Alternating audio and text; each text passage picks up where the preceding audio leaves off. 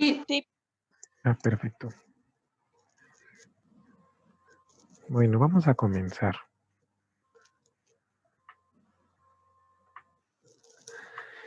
Entonces empezamos con tejido linfoide o inmunitario.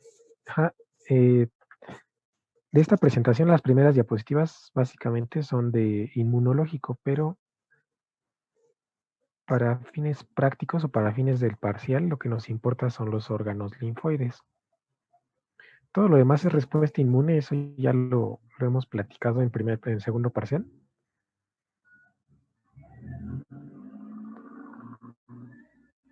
Pero eso es, hasta aquí empieza ahora sí el tercer parcial como tal.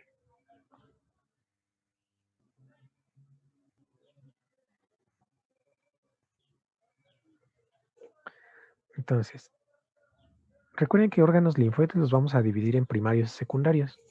Los primarios tienen como función crear las células inmunológicas y madurarlas. Y los secundarios tienen como función que son el sitio de acción de las células inmunológicas. De los primarios nada más tenemos dos, la médula ósea y el timo. En la médula ósea prácticamente se generan todas las células inmunológicas y en el timo únicamente van a madurar los linfocitos T. En los órganos linfoides secundarios tenemos 4 en general, bueno, 3, el ganglio linfático, el vaso y el tejido linfoide asociado a mucosas. Pero el tejido linfoide asociado a mucosas lo podemos dividir en varias ramas, ¿sale? Entonces, primero vamos a empezar. La médula ósea no vamos a hablar de ella porque ya la mencionamos en primer parcial, no hay mucho que decir. Nada más que aquí se origina todas las células inmunológicas. Recuerden que médula ósea tenemos roja y amarilla. Roja del infante, amarilla del adulto. Y ya básicamente. En donde sí vamos a poner hincapié es en el timo. Recuerden que el timo se encuentra en el mediastino posterior y proviene de la tercera bolsa faríngea. Nosotros vamos a dividir el timo, prácticamente va a estar activo en los primeros días de vida, hasta los 12 años aproximadamente, y después va a ir evolucionando. Aunque va a tener su función activa, va a ser muy limitada. Y va a ser sustituida prácticamente por tejido graso. Entonces, el timo lo vamos a dividir en dos zonas. Bueno, primero tiene una cápsula. La cápsula es como cualquier otra cápsula de tejido conectivo denso y la vamos a dividir en una corteza y en una médula. Recuerden que en el timo vamos a tener varios vasos sanguíneos. Y la cápsula se va a imaginar para formar trabéculas, por donde estas trabéculas es donde van a entrar todos los vasos sanguíneos. El origen de los linfocitos T van a venir de médula ósea, van a entrar por los vasos sanguíneos y se van a alojar en la médula. Y de la médula van a ir madurando hacia la corteza.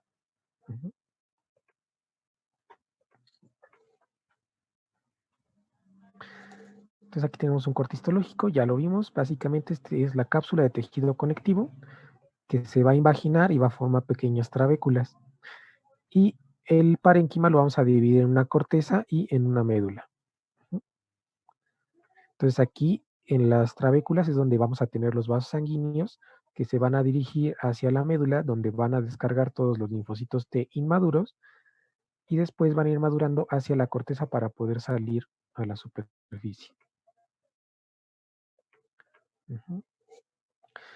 Unas estructuras que debemos de poner mucho hincapié es los corpúsculos de Hassall, que recuerden que los corpúsculos de Hassall son células epiteliales que eran antes macrófagos, que involucionaron, se convirtieron en células epiteliales y únicamente son varias capas de estas células queratinizadas.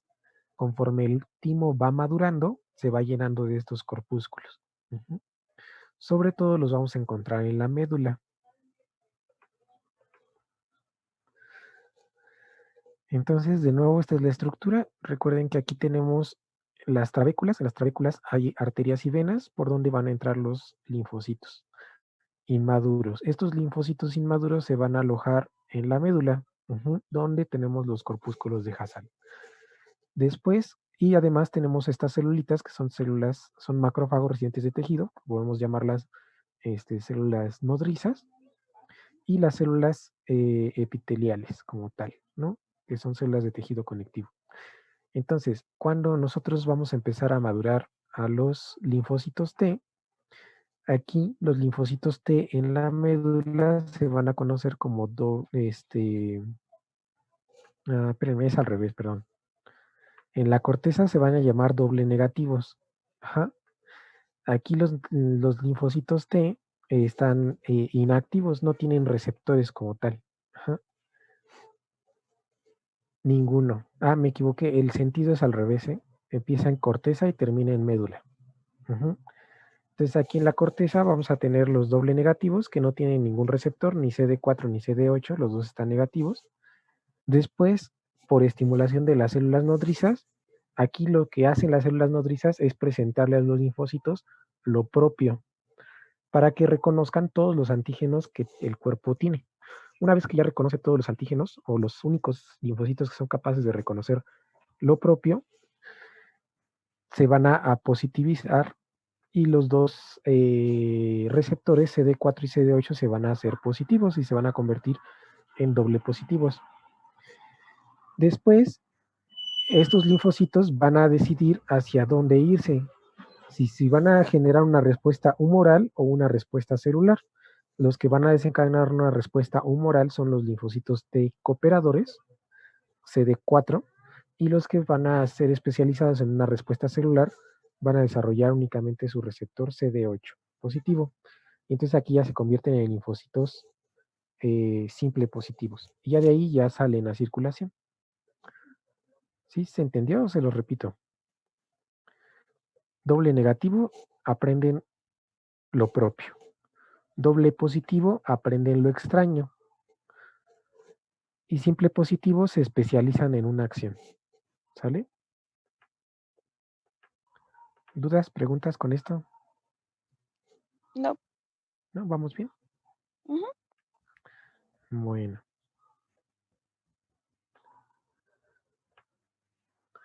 Esto es lo mismo, nada más recuerden, va de corteza hacia médula. Fue error mío. Y no olviden que estas estructuras, que son los cuerpos de Hassall, son células epiteliales, subcapsulares, que se van a queratinizar. Es el único tejido que va a tener estos cuerpos de Hassall. Hay una barrera que se conoce como barrera hematotímica. La barrera hematotímica sirve como cualquier otra barrera para separar la sangre que no esté en contacto con estos linfocitos. Esto es muy importante porque si el sistema hemático estuviera en contacto con el timo, en ocasiones hay antígenos que se pueden colar por la sangre. Entonces, si estos antígenos activan o estimulan a los linfocitos que están en maduración, pueden desencadenar una respuesta autoinmune. Entonces, es importante tener esta barrera que no sea permeable. ¿Quiénes conforman esta barrera hematotímica? Son los mismos tres componentes de siempre. Primero, el vaso sanguíneo, son capilares continuos. Ajá. Luego, las células propias del tejido, que son las células epiteliales, corticales tímicas. Y por último, la barrera de sostén o inmunológica, que vendría siendo el macrófago o célula nodriza. Esos son los componentes de la barrera hematotímica. Uh-huh.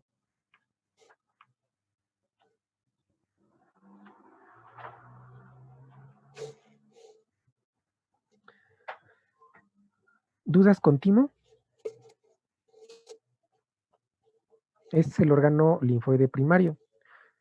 Vamos a seguir con el órgano linfoide secundario. Si tienen alguna duda, me van diciendo, ¿eh? Pueden activar su microfonito si quieren.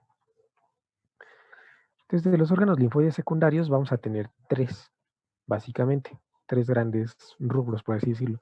El ganglio linfático, el vaso y el tejido linfoide asociado a mucosas. Uh-huh. Recuerden que la diferencia de estos tres es que tanto el timo como el vaso, tanto el ganglio linfático como el vaso van a tener cápsula de tejido conectivo denso. mientras que el tejido linfoide asociado a mucosas no tiene cápsula.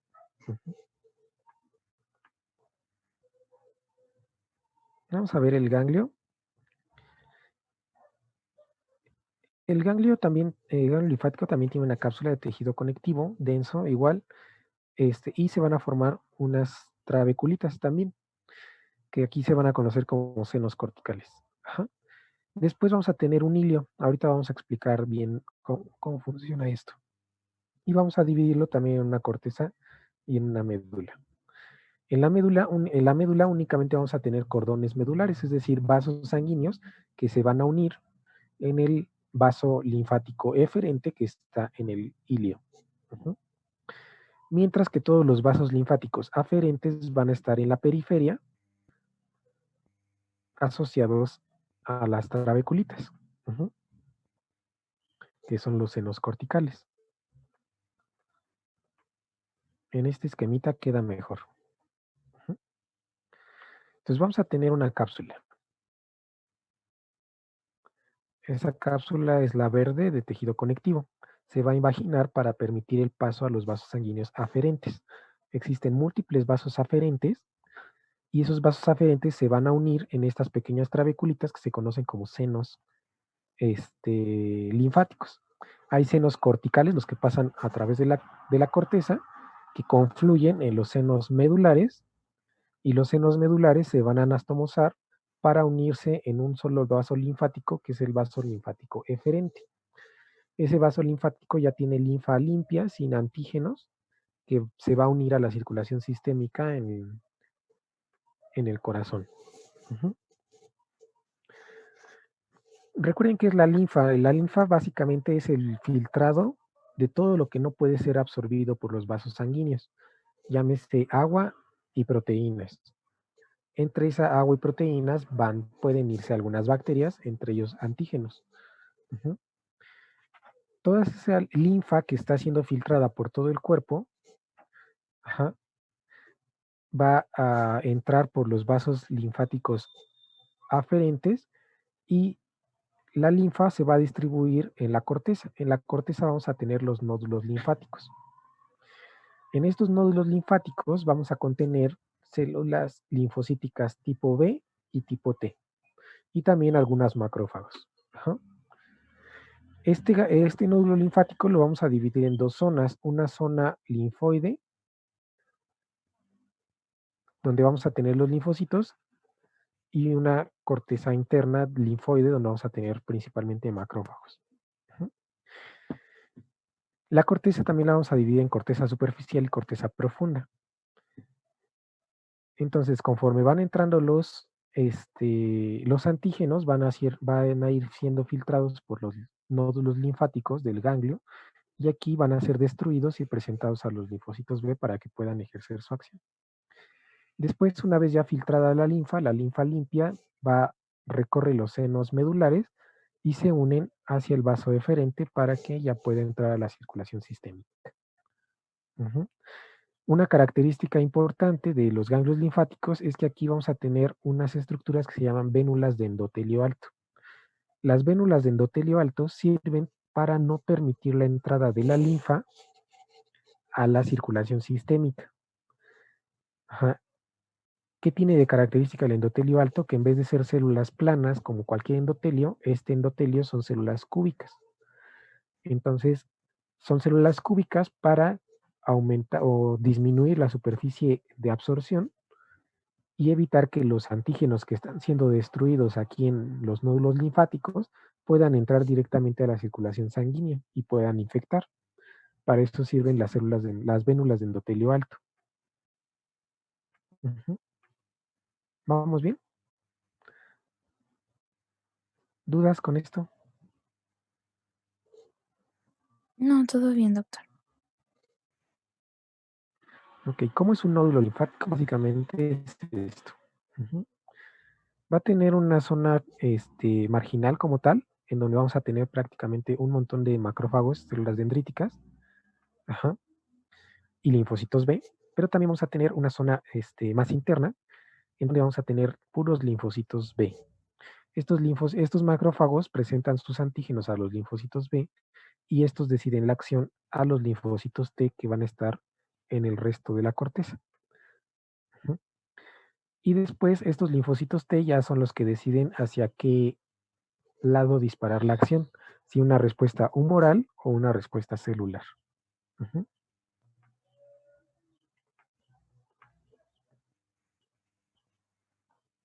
Vamos con vaso.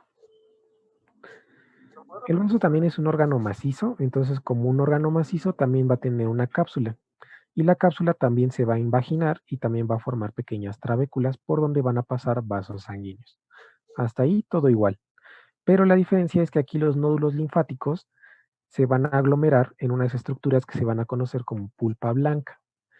Entonces la pulpa blanca sería lo equivalente a los nódulos linfáticos del vaso. Ujú. Aquí vamos a tener la misma estructura que en el nódulo linfático. Células fagocitarias, principalmente células dendríticas y macrófagos, y linfocitos B, asociados a pequeños cúmulos de linfocitos T en la periferia. O sea, es prácticamente igual que un nódulo, pero aquí se llama pulpa blanca. ¿Sí? El resto del parénquima del vaso, ¿sí? Todo lo demás que no es pulpa blanca es pulpa roja. La pulpa roja se caracteriza porque está asociada a vasos sanguíneos. Ahorita les explico esos vasos sanguíneos. Aquí están.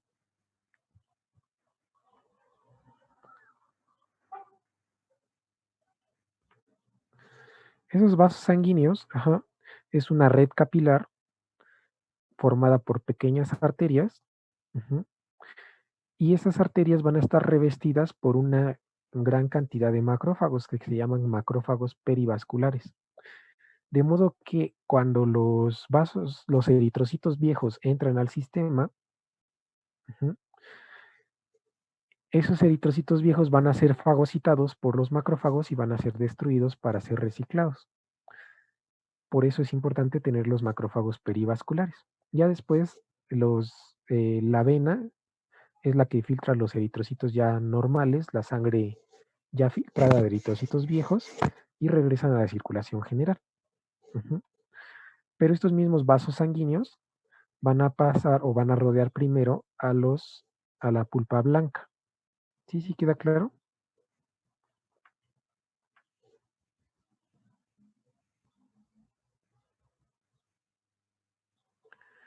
Supongo que sí.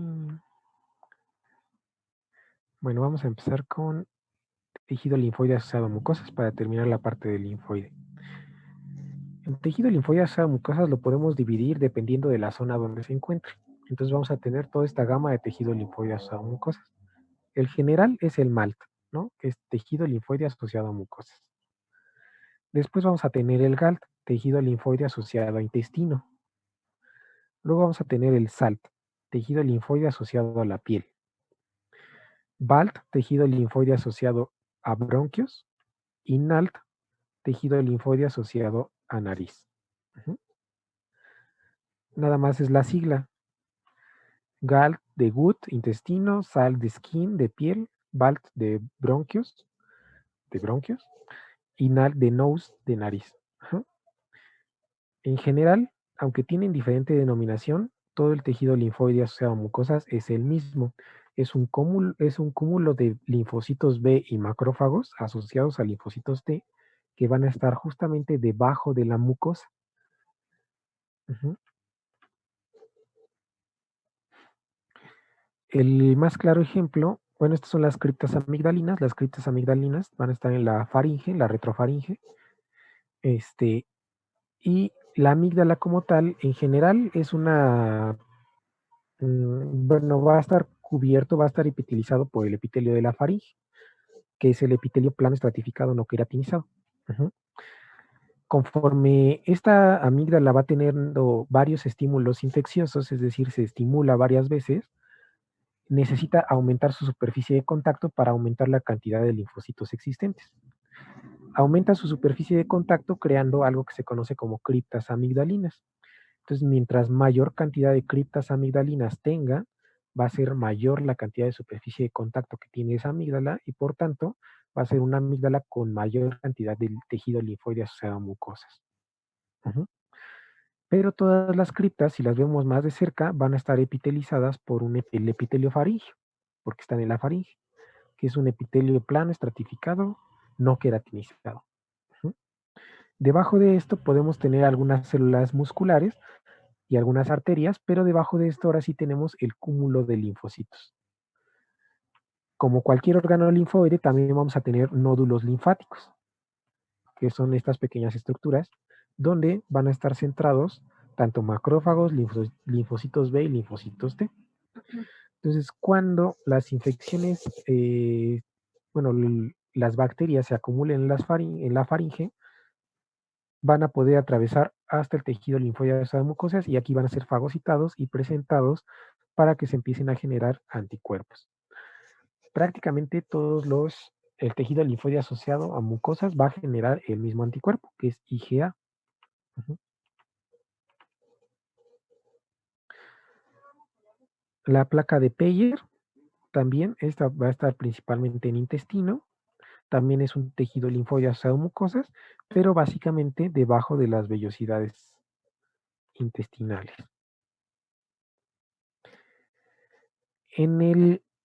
Uno de las mayores acumulaciones de tejido linfoide asociado a mucosas la va a tener el apéndice vermiforme. El apéndice vermiforme prácticamente abunda el tejido linfoide asociado a mucosas. Ujú.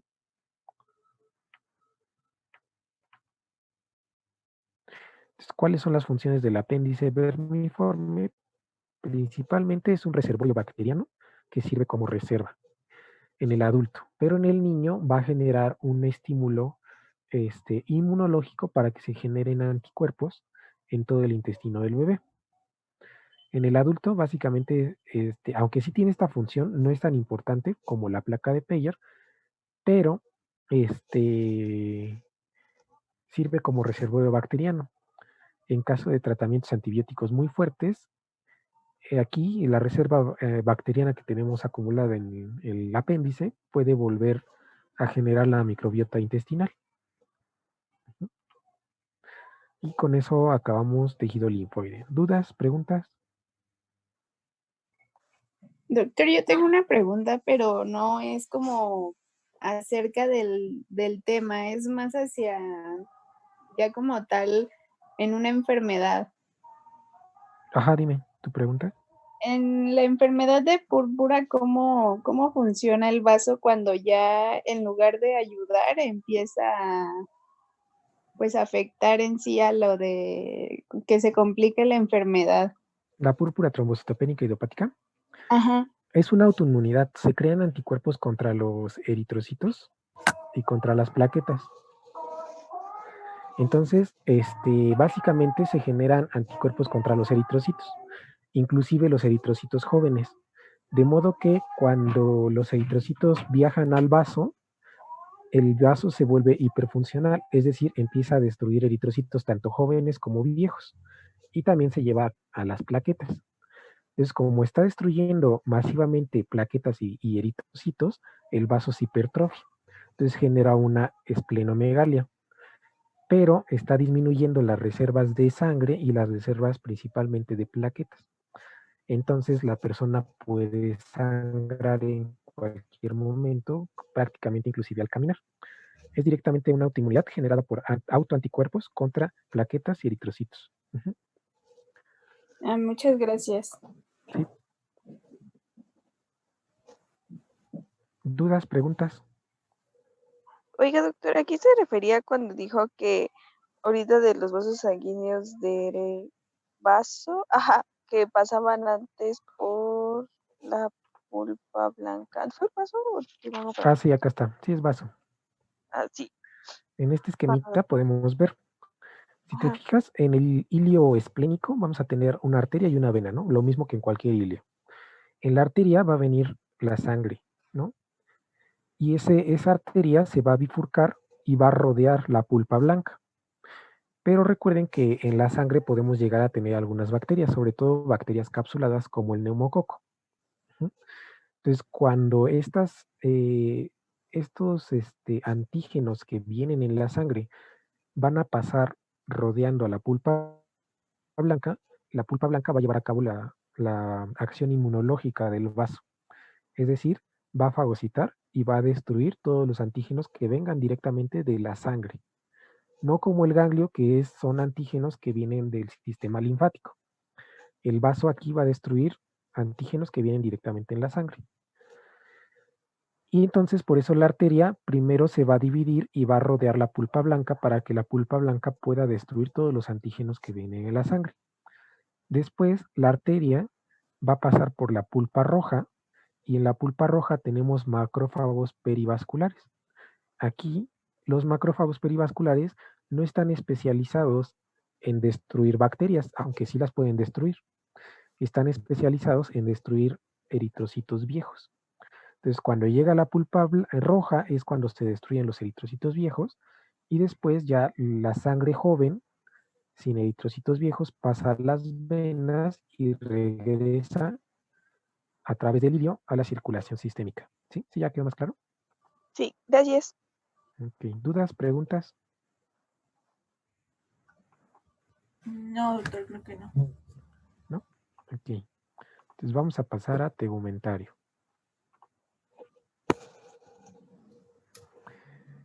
El sistema tegumentario también es sencillo en general porque tenemos la piel y los anexos cutáneos. La parte más complicada son los anexos cutáneos. Entonces, la piel la vamos a dividir en dos estratos grandes. La dermis profunda y la epidermis superficial. Ajá. Primero esos dos. Y la epidermis, recuerden que es el epitelio. Es un epitelio plano, estratificado, queratinizado. Dentro de la epidermis vamos a dividirla en 5 estratos en general, aunque recuerden que vamos a tener dos tipos de piel gruesa y piel delgada. De los tipos celulares que podemos encontrar en la epidermis tenemos básicamente 4. El 85% de los más abundantes son los queratinocitos. Estos van a tener la función de separar el medio ambiente del cuerpo, ¿sí? Básicamente son los que van a generar una superficie totalmente impermeable, tanto al agua como a todo lo que está externo al cuerpo. Los melanocitos se van a encargar del pigmento de la piel y también se van a encargar de la síntesis de vitamina D y de, bueno, sí, sobre todo la respuesta contra los rayos ultravioleta.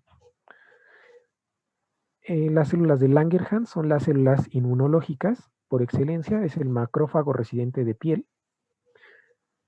en un 15% aproximadamente, y las células de Merkel. Las células de Merkel son terminaciones nerviosas, es decir, son neuronas modificadas que se alojan en la piel, específicamente en la epidermis.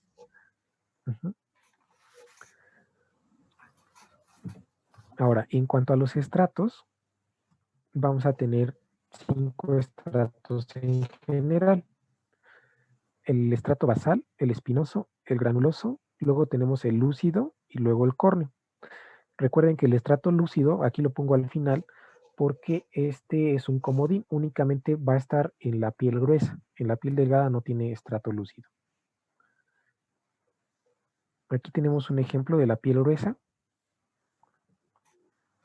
en donde tenemos los 5 estratos. El estrato basal, esta es la primera capa de la epidermis, la capa más profunda. Aquí es donde se van a encontrar los melanocitos, las células de Merkel y las células basales de los queratinocitos. Son las que van a dar origen a todo el resto del epitelio. Después tenemos el estrato espinoso. Aquí en el estrato espinoso vamos a tener células, queratinocitos principalmente, en forma espinosa, es decir, como si tuviera varios piquitos. Es lo que abunda aquí. Estos queratinocitos se van a empezar a llenar de pequeños gránulos de queratoyalina en el estrato granuloso. Entonces aquí se van a apenar, los queratinocitos se van a acumular de pequeños granulitos de queratoyalina que después se va a convertir en queratina. Y después vamos a tener en la piel gruesa el estrato lúcido, donde las células queratinocitos van a empezarse a morir. Aquí se mueren y se queratinizan completamente para después dejar pequeños cadáveres en el estrato córneo. El estrato córneo puede tener entre unas 50 a 100 capas de queratinocitos muertos. y se van a empezar a descamar. Todos los queratinocitos del estrato córneo se van a empezar a descamar. Básicamente estos son los 5 estratos, pero recuerden que el estrato lúcido únicamente se encuentra en la piel gruesa. La piel delgada no tiene estrato lúcido. Ahora, ¿dónde se encuentra la célula de Langerhans? La célula de Langerhans, como es un macrófago, puede viajar. Preferentemente se encuentra en el estrato espinoso, pero si hay antígenos, los va a ir buscando. Entonces se puede mover entre estrato granuloso a estrato córneo sin ningún problema. ¿En cuál capa dijo que están usualmente, doctor? En la granulosa. Digo, en el Gracias. espinosa, perdón, espinosa. Ok, gracias. Pero pueden viajar. Entonces, esta es piel gruesa, esta es piel delgada. ¿Sí? ¿Dudas? ¿Preguntas? ¿No? ¿Viajan hasta córneo? Pueden viajar a córneo si es necesario. Pues, No es común, pero sí lo pueden hacer. ¿Por qué no es común? Porque aquí las células en el estrato córneo están totalmente adheridas por uniones ocluyentes. Entonces están pegadas muy, muy rígidamente entre sí para que sea una barrera impermeable. Entonces generalmente los macrófagos únicamente extienden sus prolongaciones citoplasmáticas hasta el estrato córneo. Es raro que un macrófago viaje al estrato córneo, aunque sí lo pueden llegar a hacer en situaciones muy, muy, muy graves.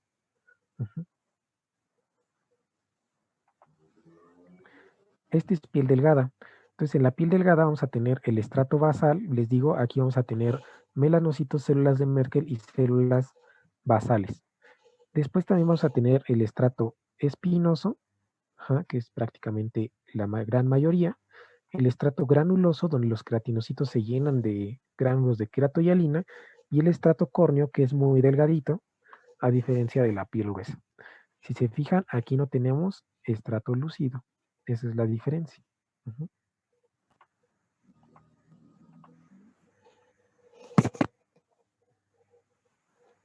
La inervación aquí es mediada por las células de Merkel, que recuerden que es para el tacto fino, y van a estar mediadas principalmente por el sistema nervioso autónomo, principalmente la rama simpática.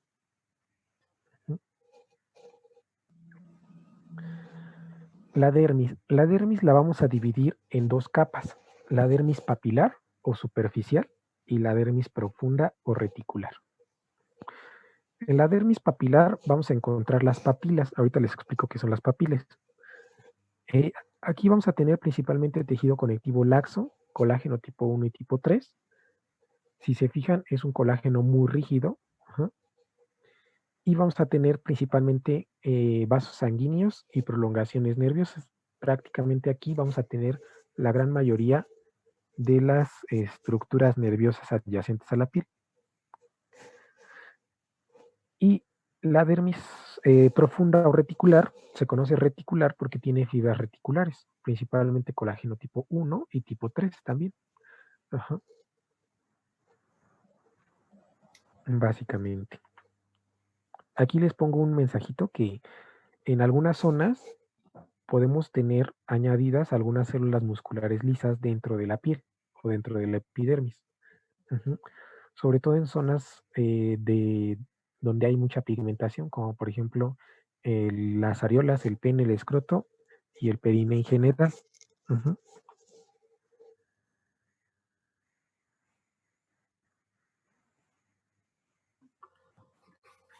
Ahora, la dermis papilar, ¿para qué sirven las papilas? Estas son las papilas. Y esta sería dermis papilar. Estas prolongaciones que parecen dedos, estas digitaciones se llaman papilas. Esas digitaciones sirven para aumentar la superficie de contacto entre la dermis y la epidermis y generar una unión totalmente rígida y que no se vaya a separar la piel de la epidermis, la dermis de la epidermis. Aquí les mencioné el uso de esteroides por vía tópica, por la crema esa maldita que se llama Barmisil. Entonces, lo que hace el uso constante de esteroides es atrofiar la dermis papilar. Entonces se atrofia la dermis papilar, se atrofia la epidermis y puede generar infecciones o puede generar lesiones en la piel por el uso continuo de esteroides en la piel, de uso tópico. Aquí en la dermis papilar vamos a encontrar las estructuras nerviosas capsuladas, que básicamente son 3, corpúsculos de Pacini, Meissner y Ruffini. Recuerden que los de Pacini, bueno, ahorita vamos a hablar de esto, pero principalmente son ovoides, y se encuentran en la dermis profunda y en la hipodermis. Entonces, estos son más profundos. Son terminaciones nerviosas mielínicas rodeadas de una cápsula. Los de Meissner son pequeños cilindros delgaditos y van a tener terminaciones amielínicas, principalmente. Pueden estar rodeadas de células de Schwann. Los de Ruffini son pequeños alargados y fusiformes, es decir, en forma como de honguito, y también van a estar rodeadas de una pequeña cápsula. Eso es en cuanto a los aspectos histológicos.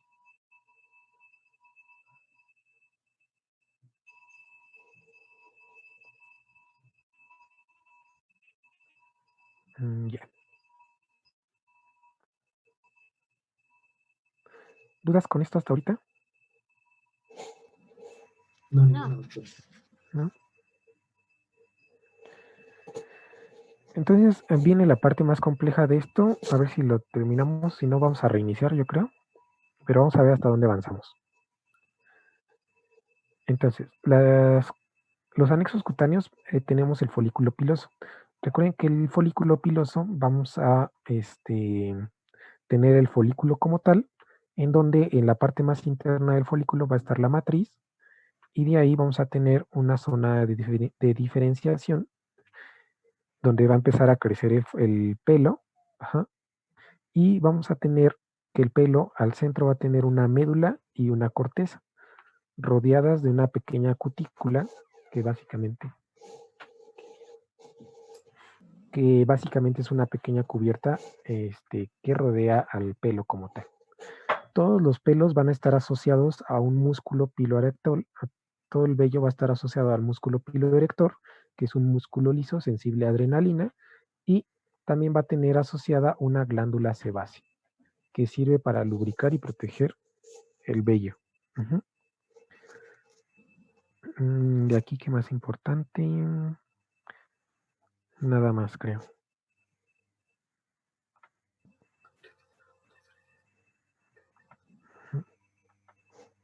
¿Cuál es la acción del vello? Principalmente es una acción de defensa que proviene de nuestros ancestros. Cuando nosotros teníamos más vello, se activaba una respuesta estresante, y esa respuesta estresante disparaba la adrenalina, que activaba al músculo piroelector y hacía que se levantara el pelo. Entonces aumentaba nuestro tamaño y nuestra forma la hacía más tosca, y entonces servía para ahuyentar probables depredadores. Actualmente ya nada más es un vestigio. No tiene una función como tal, más que proteger más la piel.